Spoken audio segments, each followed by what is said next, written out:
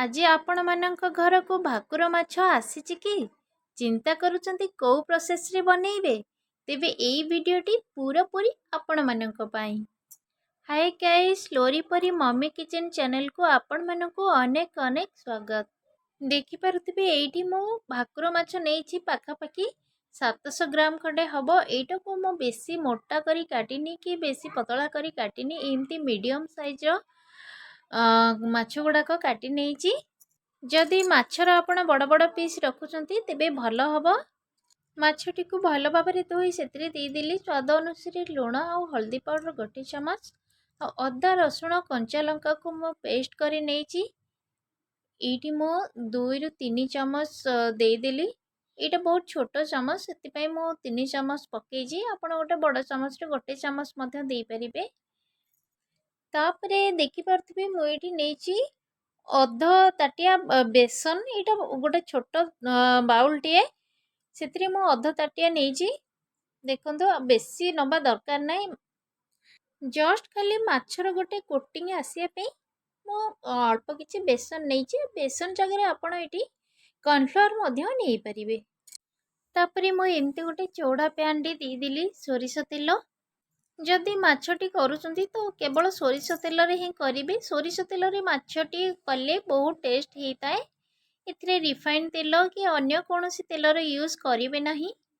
ତେଲ ପୁରାପୁରି ଗରମ ହେଲା ପରେ ମାଛଟି ପକାଇବେ। ତେଲରେ ଯେତେବେଳେ ପୁରା ଧୂଆଁ ଉଠିବ ସେତେବେଳେ ଯାଇ ଆପଣ ମାଛଟି ପକାଇବେ, ନହେଲେ ମାଛ ଗୁଡ଼ାକ ଭାଙ୍ଗି ଯିବାର ସମ୍ଭାବନା ଅଛି।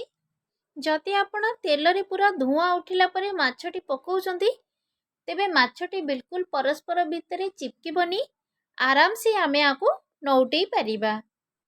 ଦେଖିପାରୁଥିବେ ମାଛ ଏଠି ମୋର ବିଲକୁଲ ବି ପରସ୍ପର ଭିତରେ ଲାଖି ଯାଇନି। ମୁଁ ଆରାମସେ ଆକୁ ନଉଟେଇ ଦେଲି। ତାପରେ ମାଛ ଭଜାଟି ଆମର ପୁରାପୁରି ରେଡ଼ି ହେଇଗଲା। ସବୁଯାକ ମାଛକୁ ମୁଁ ଭାଜି ନେଲି। ଗାଇସ୍, ଆପଣମାନେ ମୋ ଭିଡ଼ିଓଟିକୁ କୋଉଠୁ ଦେଖିଛନ୍ତି କମେଣ୍ଟ ସେକ୍ସନରେ ନିଶ୍ଚୟ ବି ଜଣାନ୍ତୁ। ଯଦି ମୋର এই ମାଛ କୋରମାର ରେସିପିଟି ଆପଣମାନଙ୍କୁ ଭଲ ଲାଗିବ ତେବେ এই ଭିଡ଼ିଓଟିକୁ ଲାଇକ୍ କରିବେ, ସେୟାର କରିବେ। ଚ୍ୟାନେଲରେ ଯଦି ନୂଆ ଅଛନ୍ତି ତ ଚ୍ୟାନେଲଟିକୁ ସବସ୍କ୍ରାଇବ୍ କରିବାକୁ ବିଲକୁଲ ବି ଭୁଲନ୍ତୁନି, ଆଉ ପାଖରେ ଥିବା ବେଲ୍ ଆଇକନଟିକୁ ଦବାଇ ଦିଅନ୍ତୁ। ମୋର ସବୁ ଭିଡ଼ିଓରେ ପ୍ରଥମେ ନୋଟିଫିକେସନରେ ଆପଣମାନଙ୍କ ପାଖରେ ପହଞ୍ଚି ପାରିବ। ଏଇଠି ଦେଖନ୍ତୁ ସବୁଯାକ ମାଛ ଭଜା ମୋର ରେଡ଼ି ହେଇଯାଇଛି। ଆପଣ এই ମାଛ ଭଜାଟିକୁ ଖାଲି ମଧ୍ୟ ଖାଇପାରିବେ। এই ମାଛ ଭଜାର ବହୁତ ଟେଷ୍ଟ ଆଉ ବହୁତ ସ୍ୱାଦ ଲାଗିଥାଏ ତ ପଖାଳ ଭାତରେ। ଯଦି ଆପଣ ପଖାଳ ଭାତ ଖାଉଛନ୍ତି ତେବେ ଏଇଭଳି ମାଛ ଭଜାଟି କରିକି ନିଶ୍ଚୟ ପଖାଳ ଭାତରେ ଖାଆନ୍ତୁ, ବହୁତ ଟେଷ୍ଟ ଲାଗିଥାଏ।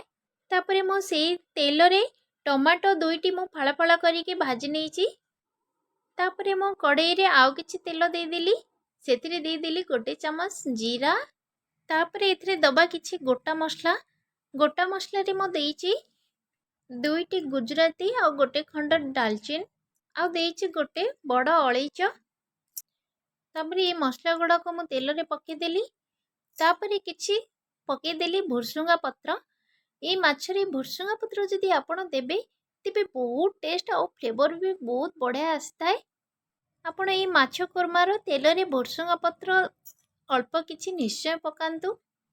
ତାପରେ ଭୃଷୁଙ୍ଗା ପତ୍ର ଦେଲା ପରେ କିଛି କଟା ହୋଇଥିବା ପିଆଜ ଦେଇଦେଲି। ମୁଁ ଏଠି 2ଟି ବଡ଼ ସାଇଜ୍ର ପିଆଜ ମୁଁ ପୁରା ପତଳା ପତଳା କରି କାଟି ନେଇଛି। ଦେଖିପାରୁଥିବେ ପିଆଜଟିକୁ ଆପଣ ଯେତେ ପତଳା ପତଳା କରି କାଟିବେ ଗ୍ରେଭିଟି ଆମର ସେତେ ଟେଷ୍ଟ ହେବ ଆଉ ବହଳିଆ ମଧ୍ୟ ହେବ।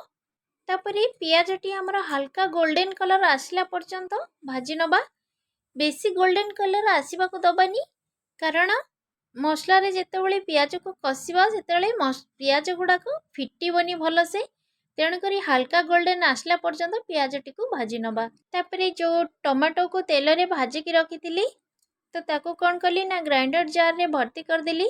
ତାପରେ ଏଠି 8-10ଟି କାଜୁ ନେଇଛି ଆଉ 2ଟି କଞ୍ଚା ଲଙ୍କା ମଧ୍ୟ ନେଇଛି।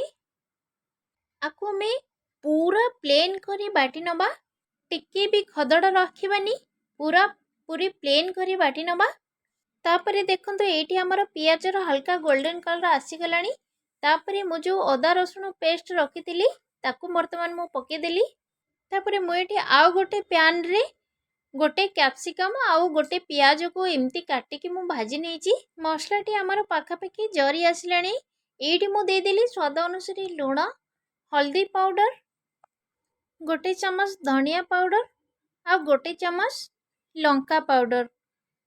तापरे जो काजू और टमाटर रे जो पेस्ट टी बने की रखी थी तापरे मो से पेस्ट टी को ढाली देली। काजू और टमाटर जो बटाटी एटी मसला रे दे सारा परे मसला को आमे कौन करिबा ना किछि समय कसेई नबा।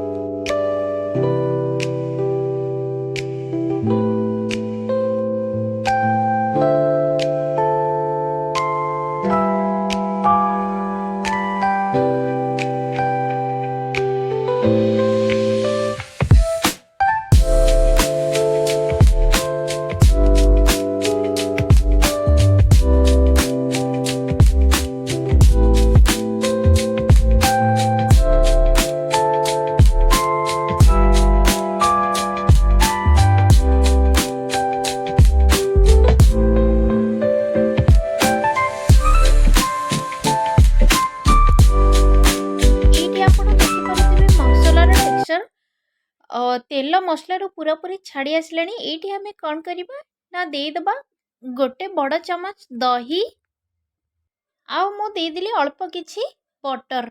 बटर टी आपण स्किप मसला टी हमर भल भाव में कषि हो गलानी। तापरे मु ये कौन कली ना टमाटो केचप बहुत कम माने गोटे छोट चमच गोटे चमच मात्र देइछि टिके फ्लेवर आसिया पे आउ बहुत टेस्ट मध्य होता है। टमाटो केचप ये पूरा ऑप्शनल अच्छी आपण चाहिए आपको स्किप मध्य करि परिबे। तापरे मो जो कैप्सिकम आ पियाज को तेल रे भाजिकी रखी थी सेटा को दे देली। तापरे मसला टी को ए कैप्सिकम आ पियाज टा टिके सिजिला पर्यंत मसला टी को कषि नबा। देखि पारुथिबे एटी हमर मसला कषाटी पूरा पूरी रेडी हो साराणी।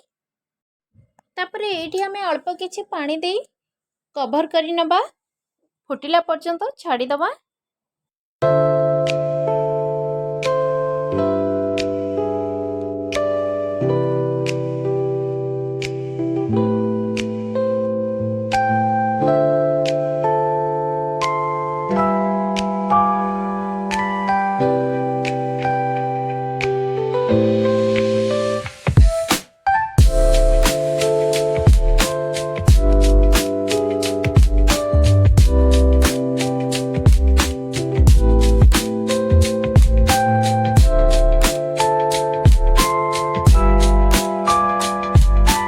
ये आमर माछ मसलाटी पूरा फुटी गलानी। ये माछ ग्रेवीटी को आपण लक्ष्य करुँच केते क्रीमी क्रीमी हेची केते सुंदर आखि को मध्य सुंदर दिशुची। तापरे आमे ये कौन करबा ना माछ गुड़ाक जो भाजिकी रखी थी ताकू मु पकेदेली। एकाथर करी सब माछ गुड़ाक ढाली देबेनी गोटे गोटे करिकी पकेबे नहले माछ गुड़ाक भांगी जिवो। तापरे ये मु सब गुड़ाक माछ मु पकेदेली किछि समय छाड़ीदेली टिके फुटिबा पई। तापरे एठी हमर रेडी हो गला भोजी स्टाइल दमदार टेस्ट रे माछ कोरमा। केवल भाकुर माछर सबुठु अधिक टेस्ट आपण ए माछ कोरमा रे ही पाई परिबे। आपण ए प्रोसेस रे निश्चय घरे बनांतु पूरा पूरी भोजी परी टेस्ट आपण पाई परिबे। ए ग्रेवी रो टेक्सचर टी को आपण माने लक्ष्य करूचंती केते सुंदर हेची। केवल आखि को सुंदर नुहे पार्टी को मध्य बहुत सुंदर। यह एक बहुत डिलीशियस रेसिपी। आपण निश्चय घरे ट्राए करंतु आ एहार मजा उठांतु।